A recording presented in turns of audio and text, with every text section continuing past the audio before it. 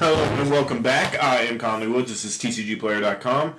Today we are looking at some modern. So anybody who has been paying attention to Magic, especially modern, of course, but Magic in the last few months knows that currently modern is overrun by Eldrazi of very many shapes and sizes. Blue-white's probably the most popular, but Eldrazi are everywhere. As a result of this, it's a pretty safe conclusion to assume that something, if not multiple things, are going to be banned in the Eldrazi deck, making it less dominant of a force, if not dead altogether come next banning season, basically. So, with that premise, people are wondering, what is the next direction to go in Modern? Where should we head? So, one of the things to pay attention to with this particular ban is there's a lot of different directions that can go. Obviously, the Eldrazi cards themselves getting banned, whether that's Temple or Eye or anything else, that's going to happen. Other people are suggesting potential additional bans for other archetypes in the format. One of those archetypes being Affinity, and one of the cards that people are talking about potentially banning out of that is Mox Opal. So if the Mox Opal banning does happen, which I think is not very likely, considering how long it's been around and how long Affinity's been around, and it's been a relatively healthy format. But assuming a Mox Opal banning does happen, don't look at this deck, of course. But in the high percentage chance that it does not happen, this is a direction you can look. So the deck before you is Eggs. I've written about this deck many times since the Second Sunrise banning, and the deck's been very viable this entire time. Basically, the strength of the deck is predicated on whether people are playing Stony Silence or not. So right now, in the current Eldrazi format, it's kind of sketchy to play this deck because you are running into a lot of blue-white Eldrazi decks that just happen to have 3 Stony Silence on their sideboard to beat Affinity anyway, and so you end up with a pretty annoying splash hate interaction there. Against all the other Eldrazi decks, you actually have a very favorable matchup, so it's kind of a shame that they adopted white and went that direction, because when people are playing black Eldrazi or blue-red Eldrazi, I was finding a bunch of very, very favorable matchups in the format. But assuming that Eldrazi takes a hit and blue-white Eldrazi effectively dies, that's a lot less Stony Silences in the format. Even if some other decks start playing Stony Silence a little bit more to deal with Affinity, I think it'll mean less overall Stony Silence, since right now the best deck in the format is playing Stony Silence. So, once the best deck in the format is no longer existing, obviously the number of Stony Silences go down. At that point, Stony Silence really is only good against Affinity right now. It has some use against Tron decks and things of that nature, but for the most part it's an Affinity hate card. So people don't always run it, and if they do run it, it's usually like a 2 of, sometimes a 3 of. But it is easily public enemy number 1 for this deck, and you honestly, whether you play this deck or not, depends almost entirely on how many Stony Silences are in the format. You can play around Stony Silence, you can beat a Stony Silence, but you would very, very much rather not play against Stony Silence, just because it is easily the most difficult card for you to deal with. So the premise of the deck, if you're familiar with Eggs as an archetype, it's always used small little bauble effects like Chromatic Star, or Chromatic Sphere, I guess, which is the old school version. So always use little small bauble effects like this that go to the graveyard, draw you a card, and then can be recycled with previously Second Sunrise, but now Face Reward. So way back in the day, all these cards were eggs. There was like Sky Cloud Egg and all kinds of various eggs that produced different colors. And they all basically had the same text where they went to the graveyard, drew your card, and they added some mana of a couple different colors to your mana pool. Over time, obviously, those eggs are no longer legal, so we turn to other methods. But the premise of the deck is still very, very similar. We're turning in small bauble effects for cards, and then recycling them with Face Reward and Open the Vaults now, not Second Sunrise. We do things a little differently because of Card Clan Ironworks, but you can still do the old school method if you want. The reason why Card Clan Ironworks is so much more important is that previously the deck would use Second Sunrise as its looping engine, which would fit somewhere in here in the 3-drop slot, which we don't even have. I realized I clicked on a 2-drop. Face Reward is a 4-drop. Open Vaults is a 6-drop. Second Sunrise was a 3-drop. So a 3-drop had relevance because you could loop things like Lotus Bloom to stay net even when you were going off. You could loop Additionally, like Ghost Quarter on a land would provide you with +1 mana while going off, so you would end up generating mana while going through your cycle and drawing cards and casting your second sunrises over and over again, and that would be fine, and you would eventually be able to win the game through that. Now, with Face Reward at 4 mana and Open the Vaults at 6 mana, it's much, much more difficult to actually hit positive mana ratios by just breaking Lotus Blooms and using Ghost Quarters to actually get above a 4 cost casting cost, or even 2 or 4 casting costs, or especially a 6 casting cost card.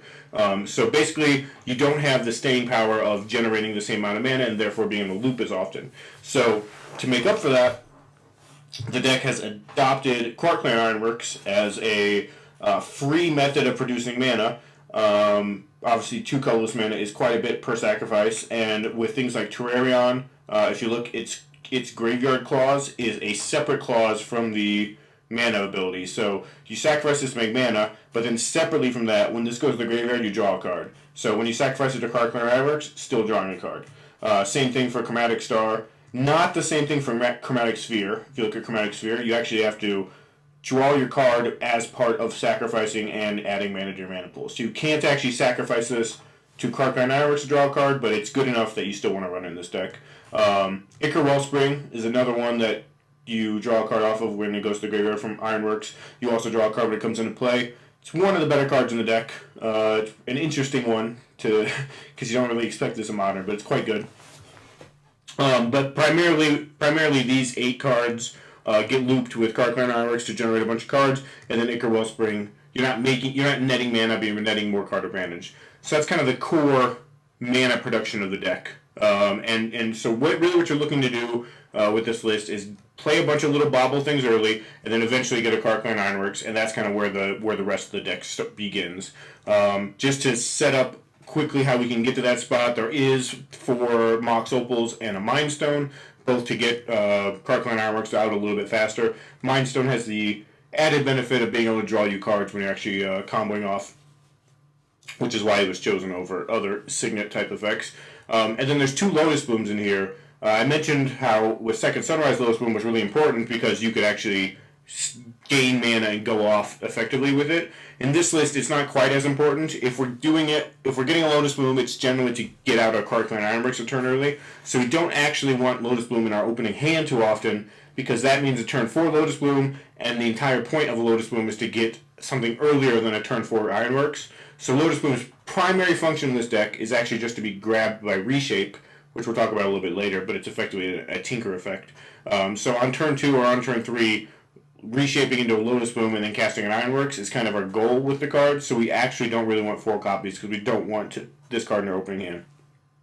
You know, we can certainly function within our opening hand, we can certainly set up for a turn 4 kill, that's fine, but oftentimes turn 4 kills are too slow against the more aggressive decks and or opposing combo decks.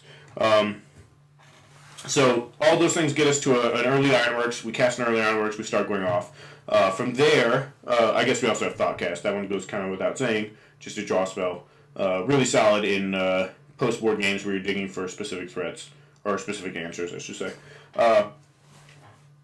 So we get our Ironworks into play. Now we go into combo mode, which is pretty fun. It's a bunch of clicking, especially with the new mana engine on Magic Online. It's a ton of clicking, but it's kind of fun. So we're sacrificing all of our stuff. We're drawing a bunch of cards. One trick we want to be doing in this is we want to Ghost Quarter our lands at the beginning of this entire process. So the reason for this is you Ghost Quarter land, you grab a land. This thins your deck of the lands, so you have less chance of drawing the lands naturally off of all your baubles, which is nice. But also, the lands going to the graveyard work with Face Reward. So if you look at this, it says return to the battlefield all permanent cards in your graveyard that were put from the battlefield this turn. So your Ghost Quarter and your basic land that you killed are both going to come back, which is awesome for you. It ends up generating you mana out of something that otherwise would not generate mana. You can also Ghost Quarter your Darksteel Citadels if you want. That's going to generate less mana overall, but it's a less risky play if your opponent has a counterspell for your Face Reward or something along those lines. But you can hit your Darksteel Citadels with a Ghost Quarter just to go mana fix, grabbing a plains or an island and doing whatever you want. Okay, I was a little worried. I was like, Moda's got the thing going. So you want to start by Ghost Quartering your stuff, start sacrificing everything, face rewarding as necessary. So basically what you want to do is once you have exhausted every single card that can generate you mana, every single artifact that can generate you mana via Card Clan Ironworks, and every single thing that could draw you cards, then you want to cast your face reward, get all that stuff back. You're going to get back, your Ichor Wellsprings, which are going to draw you cards immediately. You're going to get back a whole bunch of other stuff. Your Ironworks is going to come back, and you're just going to generate more and more mana. All of those cantrips and all that mana is going to find you another copy of Face Reward or another copy of Open the Vaults, and you're going to do it again. Additionally, as you can see, there's a Banefire chilling over here. It's not the most exciting card in the deck, but it's the finisher. So you end up netting so much mana that you just kill them with a Banefire to the face. But additionally, beyond these two return cards, there is a Codex Shredder hiding out over here in the 1-drop slot.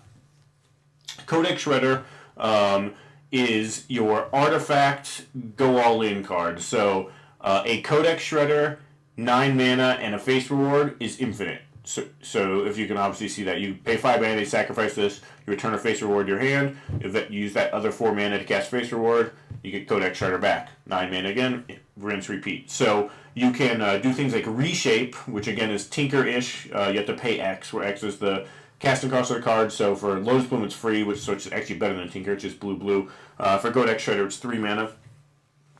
But if you ever have a Reshape in your hand and you're like, man, I just don't have another face reward, what's going on here? You can Reshape for Codex Shredder, use your Ironworks to generate a bunch of mana, get back your face reward, go off, and you have infinite cycling from there.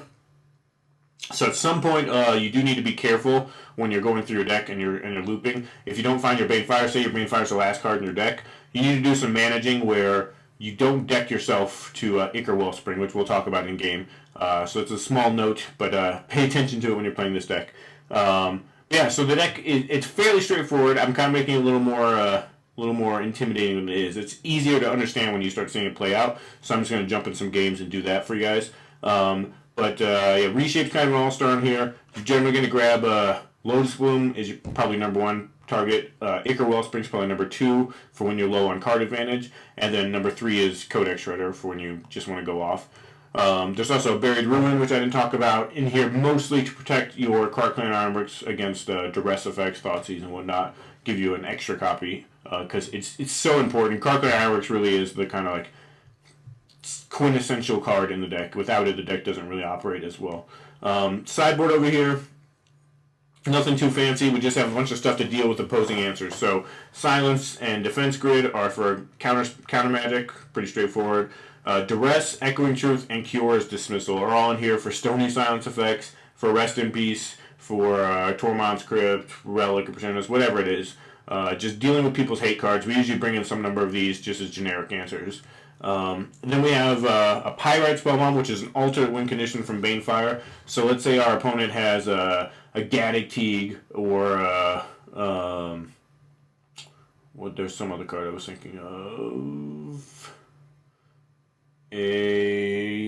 Like an Ethersworn Canonist or something, and we need to bring in an alternate win condition and or an alternate method to remove one of those cards, because those cards I named are both 2/2s. Pyrite Spellbomb kind of does that trick. It's much grindier in terms of when you go off. You have to do a lot more clicks. It takes a lot more time. So it's much less Magic Online friendly. But it's in here as kind of an alternate win con, which it at times is pretty essential. It has some real downsides where your opponent can do things like Pithing Needle it. But as a sideboard card, it works out pretty well. We also have a Pithing Needle just to deal with random cards. We can reshape this up. It's good against opposing combo decks. It's good against Relic of Perseus. Pretty straightforward. Then we have some Graveyard Hate, Tormod's Crypt, Grafdigger's Cage, Nile Spellbomb. All 1/ofs. They all can be tutored up via reshape. And, we're a combo deck ourselves, so we don't want to put too much into hurting other matchups because we're trying to win before them most of the time. So we're generally in here trying to protect our own deck. So most of the cards in here are to deal with answers, and then a couple in here just to disrupt our opponent from every once in a while. But yeah, this is the deck. We'll be right back with some matches. Do a lot more explaining during the matches because, like I said, it's kind of a lot to take in if you start talking about all the little nuances of the deck. But we'll just go ahead and play, and hopefully that'll help out. TCGplayer.com. I'm Conley Woods, playing some Modern Eggs. We'll be right back.